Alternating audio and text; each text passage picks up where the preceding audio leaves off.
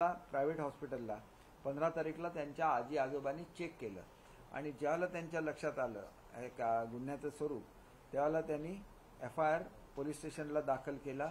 तो संध्याकाळी त्यांनी दाखल करण्यासाठी ते गेले होते, रात्री तो दाखल झाला 10:17 त्यामुळे संबंधित अधिकाऱ्यांच्या संदर्भातली जी काय चौकशी आहे ते पोलीस डिपार्टमेंटचेच अधिकारी असल्यामुळे त्यांनी पोलीस डिपार्टमेंटने त्यांची चौकशी करावी। त्याच्यानंतर जे हॉस्पिटल आहे तिथलं या हॉस्पिटलच्या संदर्भात सुद्धा असं आहे की त्यांनी मध्यवर्ती रुग्णालय उल्हासनगर यांच्याकडे त्यांना वेळेवर तपासण्यात आलं नाही असं सुद्धा स्टेटमेंट त्यांच्या पॅरेंट्सने दिलेलं आहे। या संदर्भातली जी चौकशी आहे ही आरोग्य विभागाने करावी, कारण हे प्रत्येक वेगवेगळे विभाग आहेत, त्यांनी त्यांची चौकशी घ्यावी। त्याच्यामध्ये कोण दोषी आढळला, कारण हे सिरियस प्रकरण आहे, त्यांनी त्याच्यावर कारवाई करावी।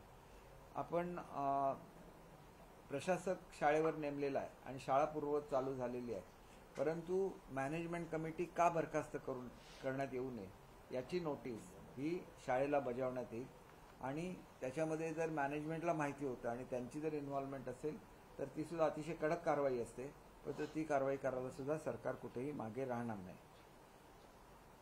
शिक्षणाधिकारी यांनी सदर घटना त्वरित वरिष्ठांना कळवणं आवश्यक होतं। त्यांनी 20 तारीखला कळवलेलं आहे, कारण माझ्याकडे पहिल्यांदा हा रिपोर्ट 20 तारीखला त्यांनी पाठवला। वास्तविक 16ला हे घडलं, 17ला तिथं दाखल झालेला आहे, तर शिक्षण खात्यामध्ये सुद्धा ताबडतोब 17ला तरी ॲटलिस्ट कळवायलाच पाहिजे, तर पण 16ला कळवणं आवश्यक आहे, कारण तिथे इतर अधिकारी सुद्धा असतात। एक अधिकारी आम्ही निलंबित केलेला आहे, परंतु तिथं जर इतर अधिकारी सुद्धा ह्याला आढळले तर त्यांच्यावर सुद्धा निलंबनाची कार्यवाही करण्यात येईल।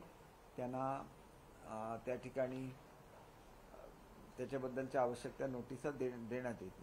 16 तारीखला पालक पोलीस स्टेशनला गेले, परंतु जी हे झालेलं आहे त्याच्या संदर्भात स्वतंत्र चौकशी पोलीस डिपार्टमेंटने घ्यावी, मी आपल्याला अगोदरच सांगितलेलं आहे।